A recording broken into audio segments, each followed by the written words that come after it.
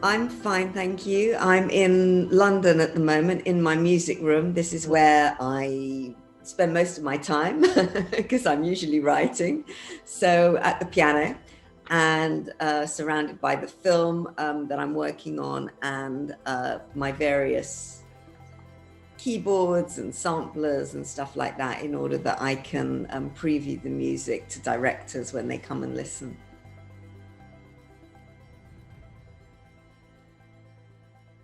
It changed it quite dramatically at the start, in as much as that all the studios in London were closed for about 2 months. I was due to record a score for the film called To Olivia, which is actually going to be released on Friday here on Sky Cinema. The lockdown happened just before we were going to record. So we delayed the recording and thinking, oh, in 6 or so weeks' time, it'll be fine. We'll all be back to normal and we'll be able to record in 6 weeks. So we booked another session. We were going to be recording at Air Studios in London 6 weeks down the line.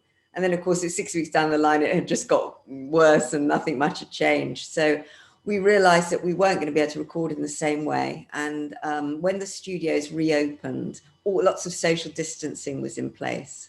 And the orchestra had to be divided up into sections. We recorded the strings and then the woodwinds, so much smaller numbers and all socially distanced in the studio, 2 meters apart.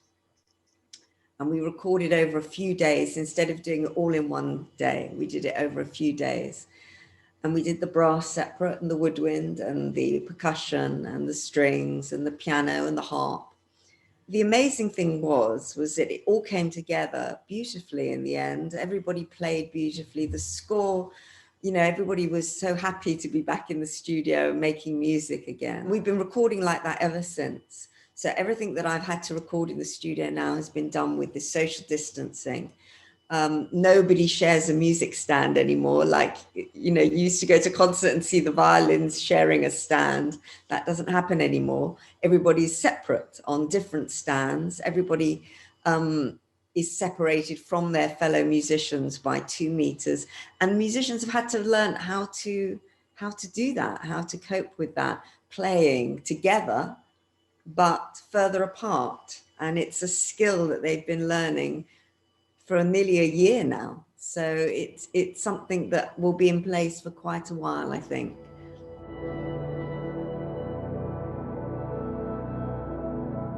Definitely the piano, because I'm a pianist, and I started to play the piano from when I was 7, 8 years old, and I write at the piano. I love playing and I love making music at the piano. So definitely the piano. But when I was studying composition, I wanted to write for orchestras. I didn't just want to write for the piano.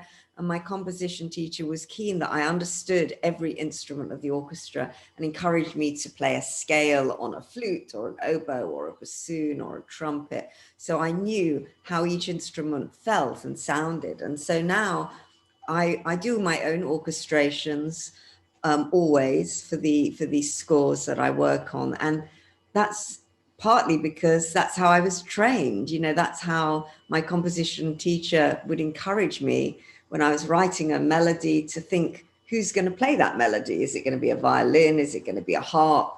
Is it going to be a cello or a flute? And that's how I was trained. So it's very much part of the composition process.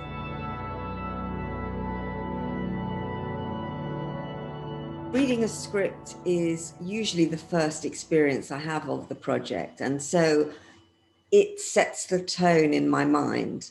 But the first most important thing is to discuss with the director what vision they have for the film, because normally they will have something in mind. It may be at that stage quite sketchy, or it might be completely clear what they want, and it varies, and everything in between. For example, with Peter Kosminsky on Wolf Hall, the series that I did for the BBC about Thomas Cromwell, he knew very early on that he didn't want the music to be a kind of Tudor pastiche. He wanted me to write music that sounded contemporary, as if what's happening to these characters, even though it's in their past, it's their present, you know, they're living it in the present, even though it's history. So that was important, although I used some period instruments. The score sounded quite modern, and that was important. So you have these discussions quite early on. And with somebody like Peter on Wolf Hall, he likes to work early. So I would play him a theme I had in mind for Thomas Cromwell, or a theme I had in mind for Anne Boleyn. And we'd sit at the piano and I'd play it to him. And he would know instantly whether I was going in the right direction or the wrong direction, whether it fitted in with his vision.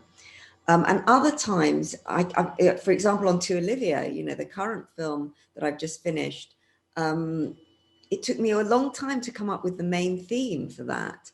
And I tried out all sorts of different ideas with the director. I'd read the script, he'd shot the film, and I hadn't written anything at all until I saw the first assembly of the film. And then I started to work with him, and it took a while to come up with that theme.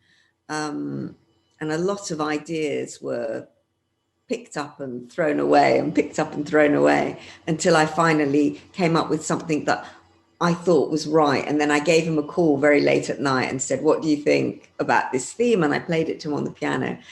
And I could just tell from his reaction that he thought that it was going in the right direction. And I continued along that path.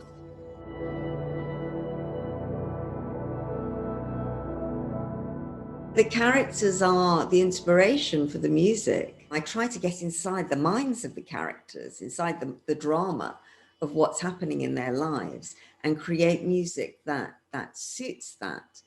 The main theme for Wolf Hall was very much centered around Thomas Cromwell and his character. It was quite spare and sparse, but it had an edge to it and a fiery nature in there as well. The theme for Anne Boleyn was slightly more poetic. And, you know, these things come through the characters. For example, with Wilde, the film I wrote about Oscar Wilde, the main theme for Wilde was inspired by the unsettled nature of his character. It's a musical term that is called chromatic, where the music doesn't settle on one key. You know, you never quite know where it is musically. And that was inspired by his unsettled character. His wife, Constance, was his constant support through everything in his life. And the director asked me to write a theme for her that was just beautiful, that summed up her love and her support for him. And I wrote something much calmer and not chromatic, you know, something that was very simple, almost like a hymn, you know, and that was her theme. So the characters paint pictures in my mind, and then I try and translate that into the music for the film.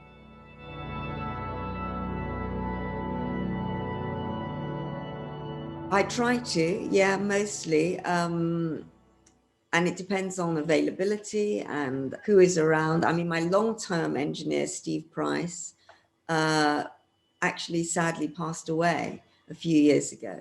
So, which was very sad. And as it happens, funnily enough, it's his birthday today. It's lovely to remember him. He was the most wonderful engineer and worked with me on all my scores.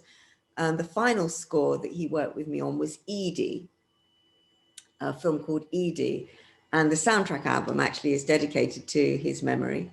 And, you know, following his passing, I've worked with many different engineers, and they're all, you know, the great thing is that you develop, a bit like with the director, an understanding of the way they work, and they understand you. So the more you work with an engineer, a sound engineer, the better, because they really understand your music and how you like to work, and the problems that you have and the issues and all that. So it's very helpful.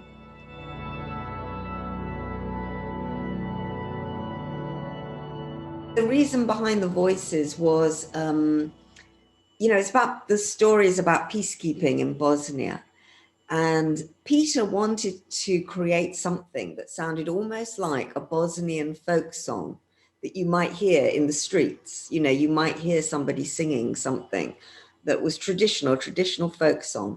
And I remember he sent me many recordings, and the production team did as well, of Bosnian folk music.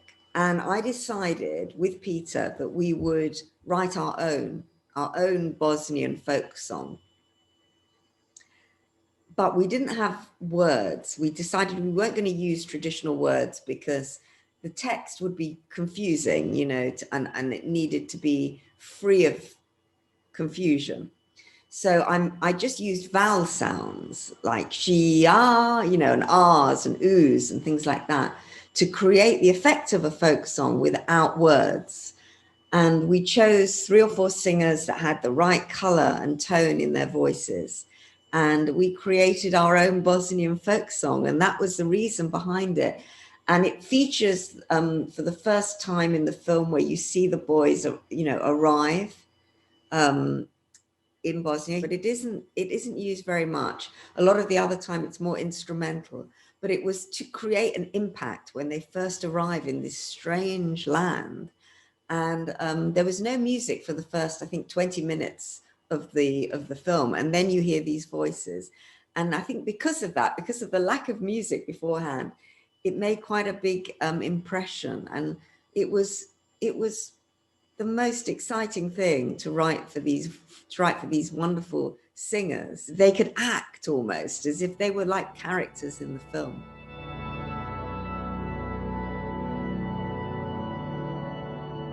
It began with a film called The Dying of the Light. I think that was the first one. You know, he is just an extraordinary director, and every project that he's worked with me on is different. You know, everyone is a new challenge, a different challenge. He's very musical. He loves music and wants to work very early on with the composer. So I have lots of time to work on the themes and the ideas and develop the score, which is always great. You know, it's not a rushed thing at the end like it sometimes is. So I love the opportunity to work with him. I mean, we get on really well. Of course, we know each other so well now. And the more you work with a director and the producer, and the more you work with the team, the more they trust you, and they feel that you can just, you know, you have a shorthand and you have a language between you. So it's very difficult to describe music. You know, it's difficult to say, I want it to be lyrical or melodic or epic or whatever. Those are the words generally people use. And then it's over to you, you know, it's over to you to deliver something that they're going to like. And if you develop a trust and a shorthand with a director and a producer, then it's easy. You know, I've worked on a series called Father Brown in the UK. It's a series, a long-running series for many years now, and the producer is wonderful. He's called Will Trotter, and he just knows that, you know, I understand the series now, and he'll send me the episodes and I'll write the music, and it's almost like nothing really needs to be said anymore because we understand each other. And that's a great position to be in with any production, that there's that trust and understanding, so you just get on and write the music.